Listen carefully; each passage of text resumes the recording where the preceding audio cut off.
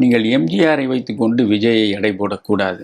எம்ஜிஆர் 1972 திமுகவிலிருந்து வெளித்தள்ளப்பட்டார். வெளித்தள்ளப்பட்ட உடனே அவர் கட்சியை தொடங்கினார். 77 ஆட்சியை பிடித்தார் என்பதெல்லாம் வேறு. நீங்கள் ஆய்ந்து நோக்கினால், ஒரு ஆய்வு ரீதியாகவே எம்ஜிஆருடைய வாழ்வியலை நீங்கள் நோக்கினால், அவர் ஏறக்குறைய 25 ஆண்டுகளுக்கு மேல் திராவிட முன்னேற்றக் கழகத்தில் இருந்திருக்கிறார்.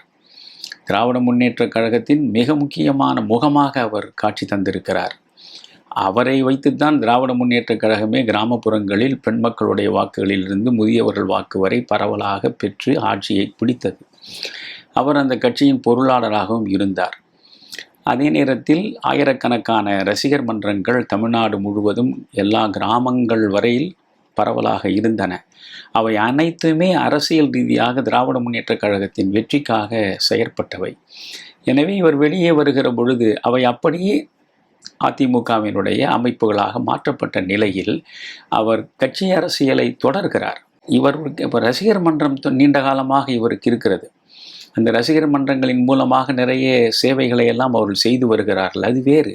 ஆனால் அரசியல் ரீதியாக விஜய் அவர்கள் மிகப்பெரிய அளவுக்கு பயிற்சியை பெற்றாரா என்றால் இல்லை. அதற்கான வாய்ப்பு அவருக்கு அமையவில்லை.